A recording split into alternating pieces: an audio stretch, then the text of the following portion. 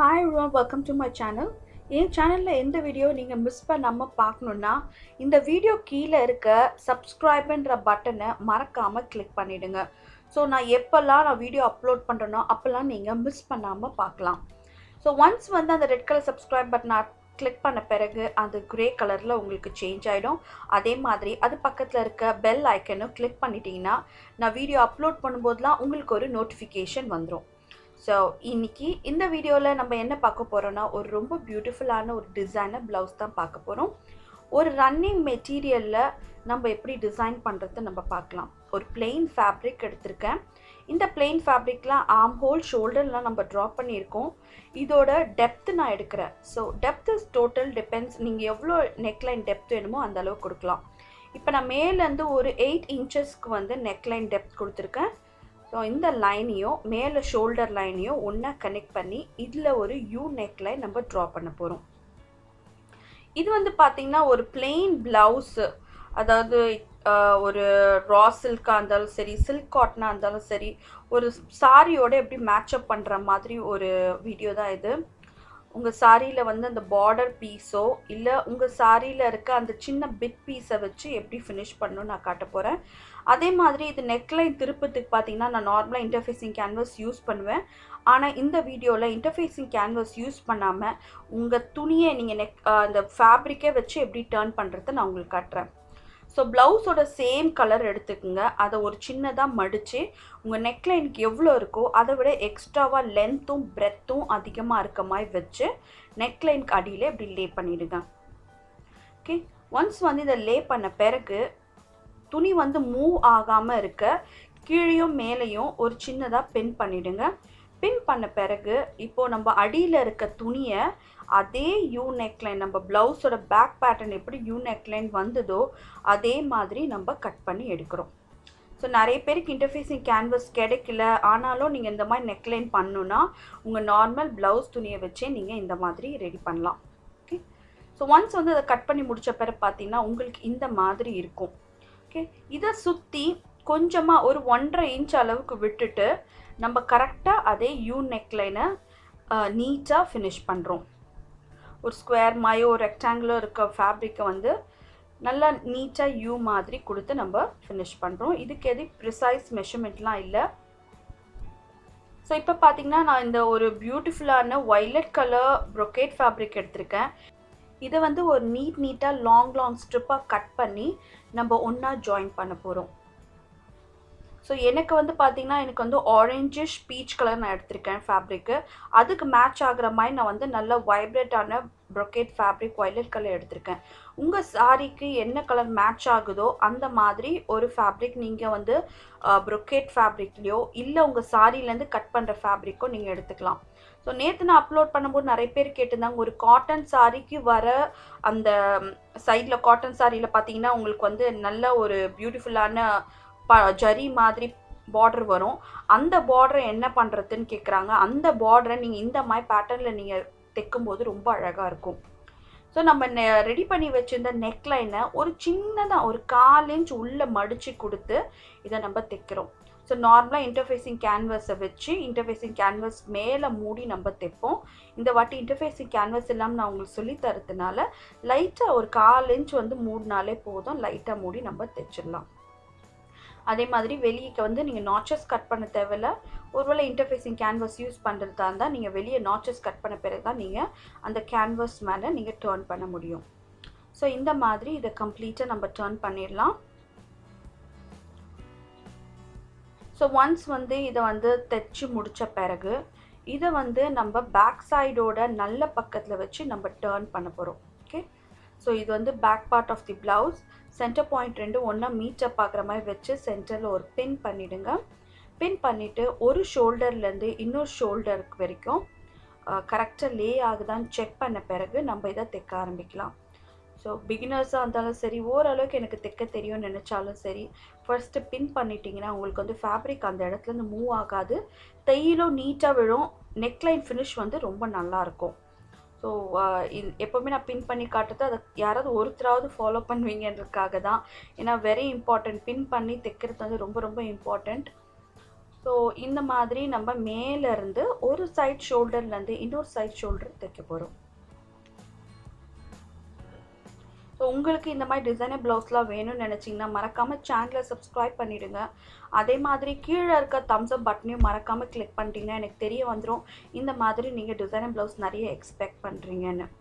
So ஃபுல்லாக இந்த மாதிரி 2 ரா எட்ஜஸையும் ஒன்றா பிடிச்சி யூவை தைக்கிறோம். யூவை தைக்கும் போது எங்கேயுமே இழுக்கக்கூடாது, அப்படியே வச்சு நம்ம தைக்கணும்.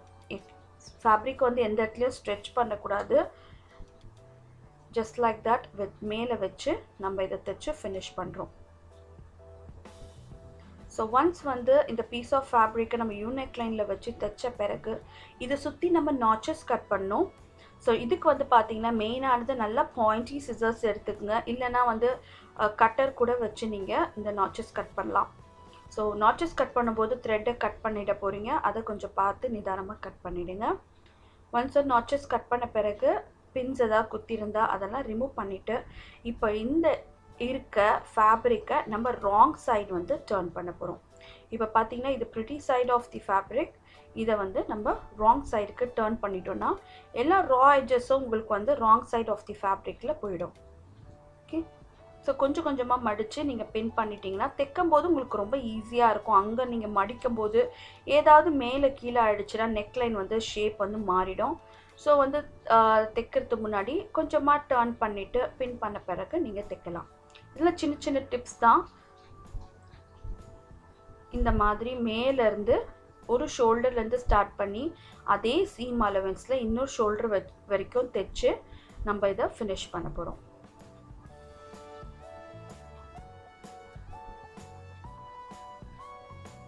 ஓகே, ஸோ ஒன்ஸ் வந்து தைச்சி முடித்த பிறகு இதில் நம்ம எப்படி டிசைன் பண்ணுறது நான் காட்டுறேன். மேலே ஷோல்டர்லேருந்து ஒரு பியூட்டிஃபுல்லான ஒரு பாட் மாதிரி, ஒரு பாட் ஷேப்பில் வர ஒரு பேட்டர்ன் மாதிரி நம்ம ட்ரா பண்ணுறீங்க. மேலேருந்து கீழே வந்து இது சென்டரில் கொஞ்சம் ஒரு 1/4 இன்ச் முன்னாடியே ஃபினிஷ் ஆகிற மாதிரி.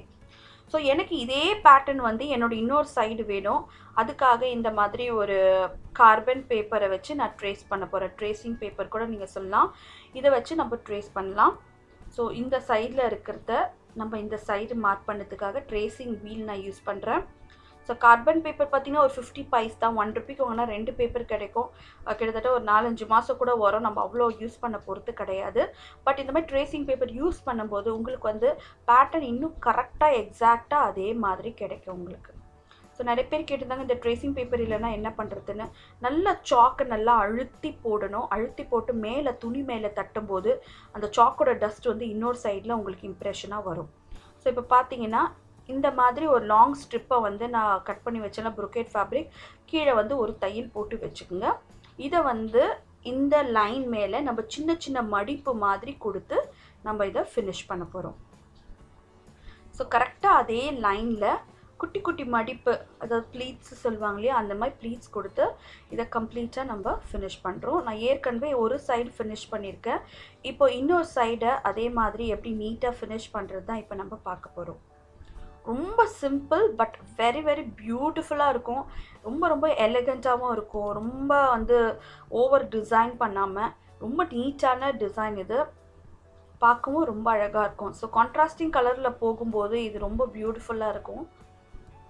ஸோ கொஞ்சம் கொஞ்சமாக சின்ன சின்ன ப்ளீட்ஸ் வந்து கொடுக்கும்போது அந்த ப்ளீட்ஸ் வந்து நல்லா தூக்கி அழகாக தெரியும். நீங்கள் ரொம்ப பெரிய ப்ளீட்ஸ் கொடுத்தீங்கன்னா உங்களுக்கு வந்து ப்ளீட்ஸ் வந்து அந்த அளவுக்கு விசிபிளாக இருக்காது, அழகாகவும் இருக்காது.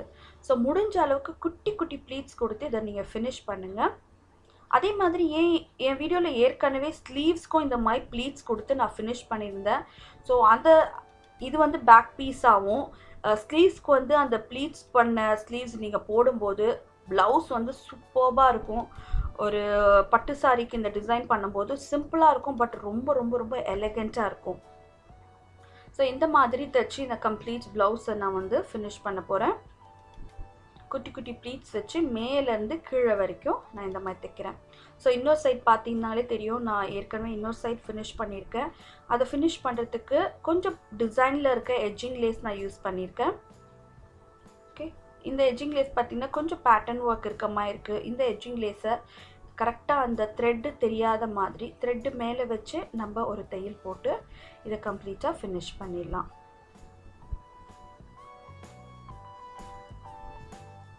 ஸோ கொஞ்சம் கொஞ்சமாக எங்கெல்லாம் டர்ன் இருக்கோ அங்கெல்லாம் டர்ன் பண்ணி ஃபினிஷ் பண்ணோன்னா நம்ம ப்ளவுஸ் வந்து கம்ப்ளீட்டாக ரெடி ஆகிடும். ஸோ அதே மாதிரி ஒரு தையல் போட்ட பிறகு அந்த லேஸோட இன்னொரு சைடு இன்னொரு தையல் போடணும்.